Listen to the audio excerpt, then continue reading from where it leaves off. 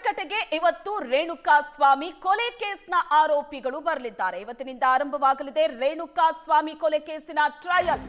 Sessions ಕೋರ್ಟ್ಗೆ Darshan gang ಇವತ್ತು ಹಾಜರಾಗಲಿದೆ. ಬೆಂಗಳೂರಿನ 57ನೇ ಸೆಷನ್ಸ್ ಕೋರ್ಟ್ನಲ್ಲಿ ವಿಚಾರಣೆ ನಡೆಯಲಿದೆ. ಇವತ್ತಿನಿಂದ ರೇಣುಕಾ ಸ್ವಾಮಿ ಕೊಲೆ ಕೇಸಿನ ಟ್ರಯಲ್ ಶುರುವಾಗುತ್ತೆ. ದರ್ಶನ್ ಅಂಡ್ ಗ್ಯಾಂಗ್ ಇವತ್ತು ಕೋರ್ಟಿಗೆ ಹಾಜರಾಗಲಿದ್ದಾರೆ. ದರ್ಶನ್, ಪವಿತ್ರ ಗೌಡ ಮತ್ತು ಗ್ಯಾಂಗ್ ಇವತ್ತು ಸೆಷನ್ಸ್ ಕೋರ್ಟಿಗೆ ಹಾಜರಾಗಲಿದ್ದಾರೆ. ಕೋರ್ಟಿಗೆ ಖುದ್ದಾಗಿ ಹಾಜರಾಗಬೇಕು ಕೊಲೆ ಕೇಸಿನ ಆರೋಪಿಗಳು. ದರ್ಶನ್ ಮತ್ತು ಗ್ಯಾಂಗ್ ಮೇಲೆ ಕೋರ್ಟ್ ಆರೋಪವನ್ನ ಫಿಕ್ಸ್ ಮಾಡಲಿದೆ. ಆರೋಪಿಗಳ ವಿರುದ್ಧ ದೋಷಾರೋಪಣೆ ಫಿಕ್ಸ್ ಮಾಡಲಿದೆ ಕೋರ್ಟ್. ಕೊಲೆ ಕೇಸ್ನಲ್ಲಿ ಪವಿತ್ರ ಆರೋಪಿ ನಂಬರ್ 1 ಆದ್ರೆ ದರ್ಶನ್ 2ನೇ ಆರೋಪಿ. ಆದಷ್ಟು ಬೇಗ ಕೇಸಿನ ವಿಚಾರಣೆ ಪೂರ್ಣಗೊಳಿಸೋದಕ್ಕೆ ಸುಪ್ರೀಂ ಕೋರ್ಟ್ ಸೂಚನೆ ಕೊಟ್ಟಿದ್ದು ಇವತ್ತಿನಿಂದ ಕೇಸಿನ ಟ್ರಯಲ್ ಶುರುವಾಗುತ್ತೆ. ಮಧ್ಯಾಹ್ನ 1 ಗಂಟೆಗೆ ಸೆಷನ್ಸ್ ಕೋರ್ಟಿಗೆ ದರ್ಶನ್ ಅಂಡ್ ಗ್ಯಾಂಗ್ ಹಾಜರಾಗುತ್ತೆ. ಪರಪ್ಪನ ಅಗ್ರಹಾರ ಜೈಲಿನಿಂದ ಕೊಲೆ ಕೇಸಿನ 7 ಆರೋಪಿಗಳು ಹೊರಡಲಿದ್ದಾರೆ. ಜಾಮೀನಿನ ಮೇಲಿರೋ 10 ಆರೋಪಿಗಳು ಕೂಡ ಇವತ್ತು ಕೋರ್ಟಿಗೆ ಹಾಜರಾಗ್ತಾರೆ. ಮಧ್ಯಾಹ್ನ 1 ಗಂಟೆಗೆ ಸೆಷನ್ಸ್ ಕೋರ್ಟ್ಗೆ ದರ್ಶನ್ ಅಂಡ್ ಗ್ಯಾಂಗ್ ಹಾಜರಾಗುತ್ತೆ. ಪರಪ್ಪನ ಅಗ್ರಹಾರದಲ್ಲಿ ಈ ಕೊಲೆ ಪ್ರಕರಣದ 7 ಆರೋಪಿಗಳಿದ್ದಾರೆ. ಜಾಮೀನಿನ ಮೇಲಿರುವಂತಹ 10 ಆರೋಪಿಗಳು, ಒಟ್ಟು 17 ಆರೋಪಿಗಳು ಇವತ್ತು ಕೋರ್ಟಿಗೆ ಹಾಜರಾಗಬೇಕು. ಇತ್ತೀಚೆಗೆ 7 ಆರೋಪಿಗಳ ಜಾಮೀನನ್ನ ಸುಪ್ರೀಂ ಕೋರ್ಟ್ ವಜಾ ಮಾಡಿತ್ತು. ದರ್ಶನ್, ಪವಿತ್ರ ಗೌಡ ಸೇರಿದಂತೆ 7 ಮಂದಿ ಪರಪ್ಪನ ಅಗ್ರಹಾರ ಸೇರಿತ್ತು. ಪರಪ್ಪನ ಅಗ್ರಹಾರ ಜೈಲಿನಿಂದ ದರ್ಶನ್ ಗ್ಯಾಂಗ್ ಹೊರಡಲಿದೆ. ಕೋರ್ಟ್ನತ್ತ ದರ್ಶನ್, ಪವಿತ್ರ ಗೌಡ ಮತ್ತು ಇತರ ಆರೋಪಿಗಳು ಹೊರಡಲಿದ್ದಾರೆ. ಮಧ್ಯಾಹ್ನ 1 ಗಂಟೆಗೆ ಸೆಷನ್ಸ್ ಕೋರ್ಟ್ಗೆ ಹಾಜರಾಗಬೇಕು ಪ್ರಕರಣದ 17 ಆರೋಪಿಗಳು. ಜಾಮೀನಿನ ಮೇಲಿರುವಂತಹ 10 ಆರೋಪಿಗಳು ಕೂಡ ಇವತ್ತು ಕೋರ್ಟಿಗೆ ಹಾಜರಾಗಬೇಕು. ಈ 17 ಆರೋಪಿಗಳು ವಿಚಾರಣೆಗೆ ಇವತ್ತು ಹಾಜರಾಗಲಿದ್ದು ಅವರ ವಿರುದ್ಧ ಆರೋಪಗಳ ಬಗ್ಗೆ ತೀರ್ಮಾನ ಆಗತ್ತೆ. ಅಪಹರಣ, ಕೊಲೆ, ಸುಲಿಗೆ, ಪೊಲೀಸರು ಹೊರಿಸಿರುವಂತಹ ಈ ಆರೋಪ, ಇದರ ಬಗ್ಗೆ ತೀರ್ಮಾನ ಆಗುತ್ತೆ. ಈ ಬಗ್ಗೆ ಹೆಚ್ಚಿನ ಡೀಟೇಲ್ಸ್ ಅನ್ನ ಕೊಡ್ತಾರೆ ನಮ್ಮ ಪ್ರತಿನಿಧಿ ರಮೇಶ್ ಸಂಪರ್ಕದಲ್ಲಿದ್ದಾರೆ. ರಮೇಶ್, ಇವತ್ತಿನಿಂದ ರೇಣುಕಾ ಸ್ವಾಮಿ ಕೊಲೆ ಪ್ರಕರಣದ ಟ್ರಯಲ್ ಶುರುವಾಗ್ತಾ ಇದೆ. 17 ಆರೋಪಿಗಳು ಇವತ್ತು ಕೋರ್ಟಿಗೆ ಹಾಜರಾಗಬೇಕು. ಇವತ್ತೇನೆಲ್ಲ ಪ್ರಕ್ರಿಯೆಗಳು ನಡೆಯುತ್ತೆ? 17 ಆರೋಪಿಗಳು ಹಾಜರಾದ ನಂತರ ನಡೆಯುವಂತಹ ಪ್ರಕ್ರಿಯೆಗಳು ಏನೇನಿದೆ? ಶ್ವೇತಾ, ರೇಣುಕಾ ಸ್ವಾಮಿ ಕೊಲೆ ಪ್ರಕರಣಕ್ಕೆ ಸಂಬಂಧಪಟ್ಟಂತೆ ಒಂದು ಪ್ರಮುಖ ಹಂತ ಇವತ್ತು ಆರಂಭ ಆಗುತ್ತೆ. ಯಾಕೆಂದ್ರೆ ಇದು ಇಲ್ಲಿಯವರೆಗೆ ಇದು ಇನ್ವೆಸ್ಟಿಗೇಷನ್ ಮಾತ್ರ ನಡೀತಾ ಇತ್ತು. Investigation, charge sheet, HBC year before charges ಅನ್ನುವಂಥದ್ದು. ಅಂದ್ರೆ ಕಾಲಕ್ಕೆ ಆರೋಪಿಗಳು ಕೋರ್ಟ್ಗೆ ಬರುವುದು, ಅವರ ಹಾಜರಾತಿಯನ್ನು ಕನ್ಫರ್ಮ್ ಮಾಡಿ ವಾಪಸ್ ಹೋಗುವಂತದ್ದು, ಇದು ಹಂತ ಇತ್ತು. ಈಗ ಪ್ರಮುಖವಾದಂತ ಘಟ್ಟ ಟ್ರಯಲ್ ಶುರುವಾಗುತ್ತೆ. ಯಾಕೆಂದ್ರೆ ಸುಪ್ರೀಂ ಕೋರ್ಟ್ ಜಾಮೀನನ್ನ ರದ್ದು ಮಾಡುವಂತ ಸಂದರ್ಭದಲ್ಲಿ ಎಕ್ಸ್ಪೀಡಿಯಸ್ಲಿ ಇದನ್ನ ಟ್ರಯಲ್ ಅನ್ನ ಮುಗಿಸಬೇಕು. ಅಂದ್ರೆ ಆದಷ್ಟು ಬೇಗ ಟ್ರಯಲ್ ಅನ್ನ ವಿನಾಕಾರಣ ಸಮಯವನ್ನು ವ್ಯರ್ಥ ಮಾಡದೆ ಟ್ರಯಲ್ ಅನ್ನ ಮುಗಿಸಬೇಕು ಅಂತ ಹೇಳಿ ಒಂದು ಸೂಚನೆಗಳು ಕೊಟ್ಟಿತ್ತು. ಆ ಒಂದು ನೆಲೆಯಲ್ಲಿ ಸೆಷನ್ಸ್ ಕೋರ್ಟ್ ಇವತ್ತು ಚಾರ್ಜ್ ಫ್ರೇಮ್ ಅನ್ನ ಇಟ್ಕೊಂಡಿರುವಂತದ್ದು. ಚಾರ್ಜ್ ಫ್ರೇಮ್ ಅನ್ನೋದು ಏನನ್ನು ನೋಡ್ತಾ ಹೋದ್ರೆ, ಯಾವ ಒಬ್ಬ ಆರೋಪಿಗಳ ವಿರುದ್ಧ ಪೊಲೀಸರು ತನಿಖೆಯನ್ನ ಮಾಡಿ ಚಾರ್ಜ್ ಶೀಟ್ ಅನ್ನ ಸಲ್ಲಿಸಿ, ಚಾರ್ಜ್ ಶೀಟ್ ನಲ್ಲಿ ಯಾವ ಆರೋಪಿಯ ಮೇಲೆ ಏನೇನು ಆರೋಪಗಳಿದೆ ಅನ್ನುವಂಥದ್ದನ್ನ ಇವತ್ತು ಕೋರ್ಟ್ ಆರೋಪಿಗಳನ್ನ ಖುದ್ದು ಕೋರ್ಟ್ ಮುಂದೆ ಅಂದ್ರೆ ಹಾಜರಾದ ಸಂದರ್ಭದಲ್ಲಿ ಅವರಿಗೆ ಹೇಳುತ್ತೆ. ಈ ಒಂದು ಪ್ರಕರಣದಲ್ಲಿ ನೋಡ್ತಾ ಹೋದ್ರೆ ಕೊಲೆ, ಸುಲಿಗೆ, ಕಿಡ್ನಾಪ್ ಮತ್ತೆ ಏನೋ ಒಂದು ಸಾಕ್ಷ್ಯನಾಶ, ಇಷ್ಟು ಪ್ರಮುಖವಾದಂತಹ ಆರೋಪಗಳಿರುವಂತದ್ದು. ಹಾಗಾಗಿ 17 ಆರೋಪಿಗಳ ಮೇಲೆ ಬೇರೆಯವರ ಕೆಲವರ ಮೇಲೆ ಕೇವಲ ಸಾಕ್ಷಿನಾಶ ಇದೆ, ಕೆಲವರ ಮೇಲೆ ಕಿಡ್ನಾಪ್ ಇದೆ, ಅದರಲ್ಲಿ ಕೆಲವರು ಕೊಲೆ ಆರೋಪ ಇರುವಂತದ್ದು. ಇವರು ಎಲ್ಲರನ್ನೂ ಕೂಡ ಕರೆದು ನ್ಯಾಯಾಧೀಶರು, ನಿಮ್ಮ ವಿರುದ್ಧ ಕಾಮಾಕ್ಷಿ ಪಾಳ್ಯ ಠಾಣೆಯಲ್ಲಿ ದಾಖಲಾಗಿರುವಂತಹ ಈ ಕೇಸ್ನಲ್ಲಿ ನಿಮ್ಮ ಮೇಲೆ ಕೊಲೆ ಆರೋಪ, ಕಿಡ್ನಾಪ್ ಆರೋಪ ಇದೆ, ಇದಕ್ಕೆ ಏನು ಹೇಳ್ತೀರಿ ಅನ್ನುವಂಥದ್ದನ್ನ ಸಾಮಾನ್ಯವಾಗಿ ಕೇಳ್ತಾರೆ. ಸೊ ಅದಾದ ನಂತರ ಆರೋಪಿಗಳು ಒಪ್ಪಿಕೊಂಡಿದ್ದೆ ಅದ್ರಲ್ಲಿ ಯಾವುದು ನಾನು ಈ ತಪ್ಪನ್ನು ಮಾಡಿದ್ದೀನಿ ಅಂತೇಳಿ ಒಪ್ಪಿಕೊಂಡ್ರೆ ತಕ್ಷಣಕ್ಕೆ ಅಂದ್ರೆ ಆ ಒಂದು ಹೇಳಿಕೆಯನ್ನು ಆಧರಿಸಿ ಆ ಸೆಕ್ಷನ್ಸ್ ಮೇಲೆ ಕೋರ್ಟ್ ಅಂದ್ರೆ ಶಿಕ್ಷೆಯನ್ನು ಕೊಡ್ಲಿಕ್ಕೆ ಅವಕಾಶಗಳಿದೆ. ಒಂದು ವೇಳೆ ಸಾಮಾನ್ಯವಾಗಿ 99.99% ಕೂಡ ಯಾವುದೇ ಆರೋಪಿಗಳು ಈ ಸಂದರ್ಭದಲ್ಲಿ ನಾನು ತಪ್ಪು ಮಾಡಿದ್ದೀನಿ ಅಂತ ಒಪ್ಕೊಳ್ಳೋದಿಲ್ಲ. ಅಂದ್ರೆ ಅದನ್ನ ಆ ಒಂದು ಆರೋಪವನ್ನು ನಿರಾಕರಣೆ ಮಾಡ್ತಾರೆ ಸಾಮಾನ್ಯವಾಗಿ. ಹಾಗಾಗಿ ಪೊಲೀಸರು ಇನ್ವೆಸ್ಟಿಗೇಷನ್ ಮಾಡಿ ಅಂದ್ರೆ ನೀಡಿರುವಂತಹ ಚಾರ್ಜ್ ಶೀಟ್ ಮೇಲೆ ಟ್ರಯಲ್ ಶುರುವಾಗುತ್ತೆ. ಆ ಸಂದರ್ಭದಲ್ಲಿ ಪೊಲೀಸರು ಮಾಡಿರುವಂತಹ ತನಿಖೆಯನ್ನ ಪ್ರಾಸಿಕ್ಯೂಷನ್ ಕೋರ್ಟ್ ಮುಂದೆ ಇವರು ಈ ಕಾರಣಕ್ಕಾಗಿ ತಪ್ಪು ಮಾಡಿದ್ದಾರೆ, ಈ ತಪ್ಪು ಮಾಡಿರುವಂತ ಸಂಬಂಧಪಟ್ಟಂತೆ ಈ ಎಲ್ಲ ಸಾಕ್ಷಿಗಳಿದೆ ಅನ್ನುವಂತೇಳಿ ಮುಂದಿನ ಹಂತದಲ್ಲಿ ಟ್ರಯಲ್ ಶುರುವಾಗುತ್ತೆ.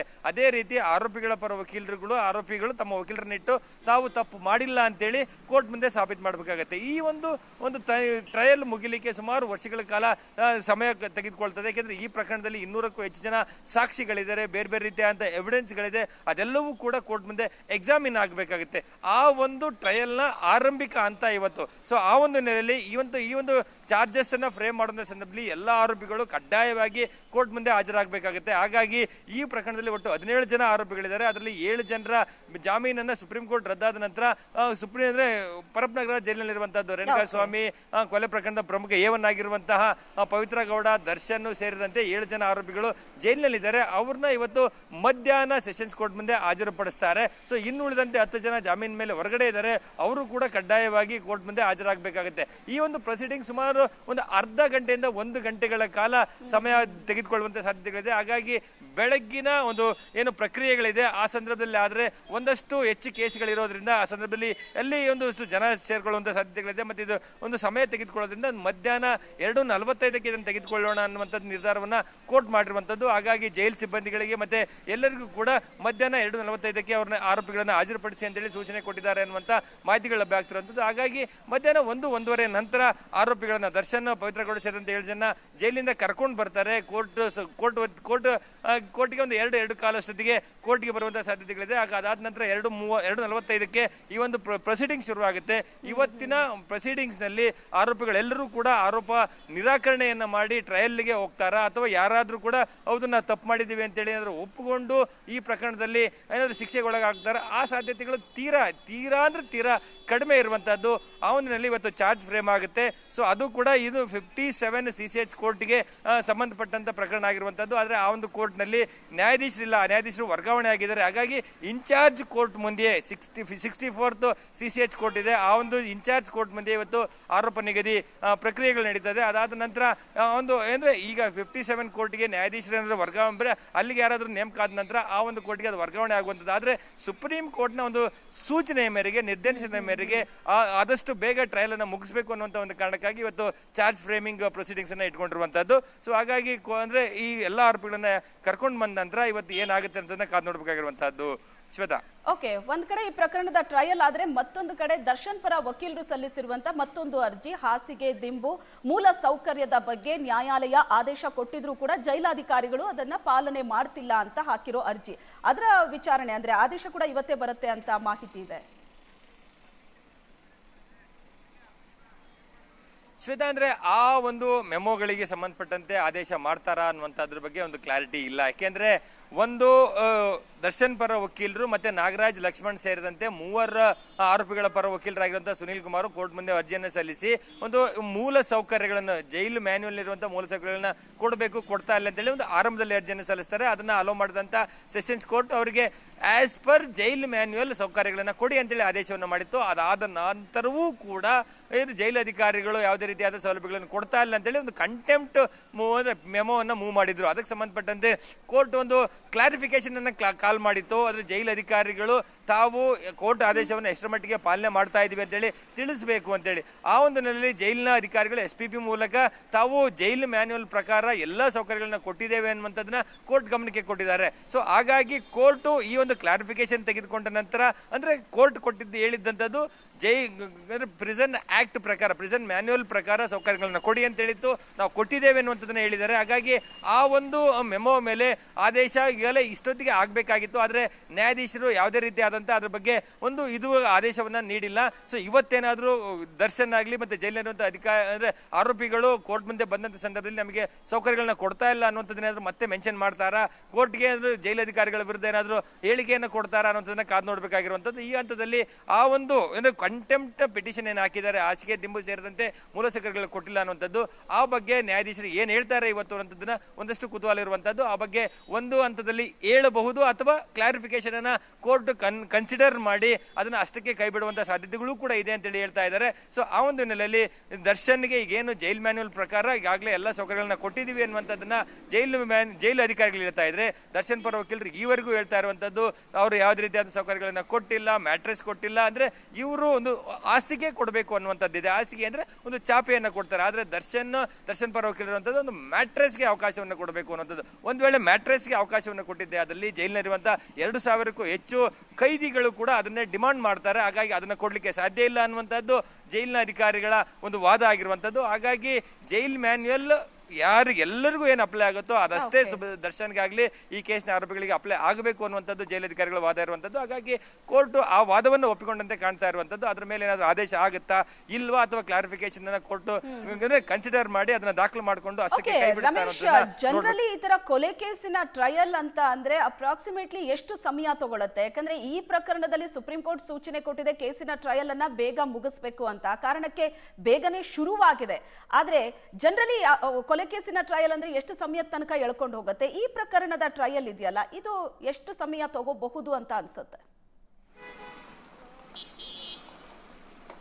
ಶ್ವೇತಾ, ಅಂದ್ರೆ ಯಾವುದೇ ಕೊಲೆ ಪ್ರಕರಣ ಆಗಲಿ ಅಥವಾ ಯಾವುದೇ ಕ್ರಿಮಿನಲ್ ಕೇಸ್ನ ಟ್ರಯಲ್ಗಳು ಆ ಒಂದು ಕೇಸ್ನಲ್ಲಿರುವಂತಹ ಸಾಕ್ಷಿಗಳು ಮತ್ತೆ ಸಾಕ್ಷಿದಾರರು ಎಷ್ಟಿದ್ದಾರೆ ಅನ್ನುವಂಥದ್ರ ಮೇಲೆ ಡಿಸೈಡ್ ಆಗುತ್ತೆ. ಆದ್ರೆ ಇದೇ ಪ್ರಕರಣಕ್ಕೆ ಸಂಬಂಧಪಟ್ಟಂತೆ ಸುಪ್ರೀಂ ಕೋರ್ಟ್ ಮುಂದೆ ವಾದ ಮಾಡುವಂತ ಸಂದರ್ಭದಲ್ಲಿ SPP ಪ್ರಸನ್ನ ಕುಮಾರ್ ಅವರು ನಾವು 6 ತಿಂಗಳ ಒಳಗಾಗಿ ಈ ಟ್ರಯಲ್ ಅನ್ನು ಮುಗಿಸ್ತೇವೆ ಅನ್ನುವಂತ ಒಂದು ಹೇಳಿಕೆಯನ್ನು ಕೂಡ ಕೊಟ್ಟಿದ್ರು. ಆದ್ರೆ 6 ತಿಂಗಳ ಒಳಗಾಗಿ ಈ ಟ್ರಯಲ್ ಮುಗಿಸುವಂತ ಸಾಧ್ಯತೆಗಳು ತೀರಾ ಕಡಿಮೆ ಇರುವಂತದ್ದು. ಯಾಕೆಂದ್ರೆ ಅಲ್ಲಿರುವಂತಹ ಸುಮಾರು 4,000ಕ್ಕೂ ಹೆಚ್ಚು ಪುಟಗಳ ಚಾರ್ಜ್ ಶೀಟ್ ಅನ್ನ ಸಲ್ಲಿಸಿದ್ದಾರೆ. ಅದರಲ್ಲಿ ಒಂದಷ್ಟು ಸೈಂಟಿಫಿಕ್ ಎವಿಡೆನ್ಸ್ಗಳಿದೆ, ಅಂದ್ರೆ ಮೆಡಿಕಲ್ ಎವಿಡೆನ್ಸ್ಗಳಿರುವಂತಹದ್ದು, ಮತ್ತೆ ಬೇರೆ ಬೇರೆ ರೀತಿಯಾದಂತಹ ಐ ವಿಟ್ನೆಸ್ಗಳಿದ್ದಾರೆ, ಮತ್ತೆ ಕೊಲಾಬರೇಟಿವ್ ಎವಿಡೆನ್ಸ್ಗಳಿರುವಂತದ್ದು. 225ಕ್ಕೂ ಹೆಚ್ಚು ಜನ ಸಾಕ್ಷಿದಾರರಿದೆ. ಅವರೆಲ್ಲರನ್ನೂ ಕೂಡ ಕರಿಬೇಕು, ಅವರೆಲ್ಲರನ್ನೂ ಕೂಡ ಕೋರ್ಟ್ ಮುಂದೆ ಬಂದು ಚೀಫ್ ವಿಟ್ನೆಸ್ ಅನ್ನ ಮಾಡಬೇಕು, ಅದ್ರ ಮೇಲೆ ಕ್ರಾಸ್ ಎಕ್ಸಾಮಿನೇಷನ್ ಆಗಬೇಕು, ಜೊತೆಗೆ ಟೆಕ್ನಿಕಲ್ ಎವಿಡೆನ್ಸ್ಗಳ ಒಂದು ಪರಾಮರ್ಶೆ ಆಗಬೇಕು. ಅದರಲ್ಲಿ ಪ್ರಾಸಿಕ್ಯೂಷನ್ ಈ ಒಂದು ಎವಿಡೆನ್ಸ್ ಅಬ್ಸಲ್ಯೂಟ್ ಎವಿಡೆನ್ಸ್ ಅಂತ ಹೇಳುತ್ತೆ.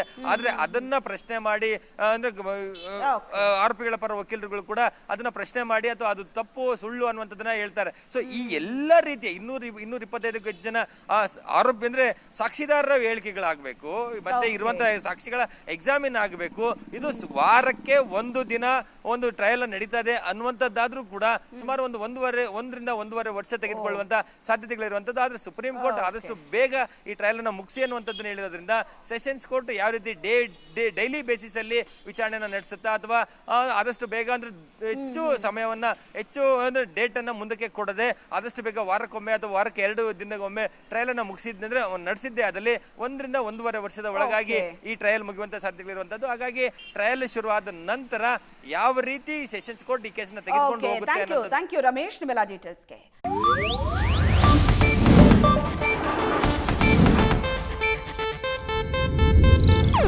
ಇದು ಏಷ್ಯಾನೆಟ್ ನ್ಯೂಸ್ ನೆಟ್ವರ್ಕ್ ಪ್ರಸ್ತುತಿ.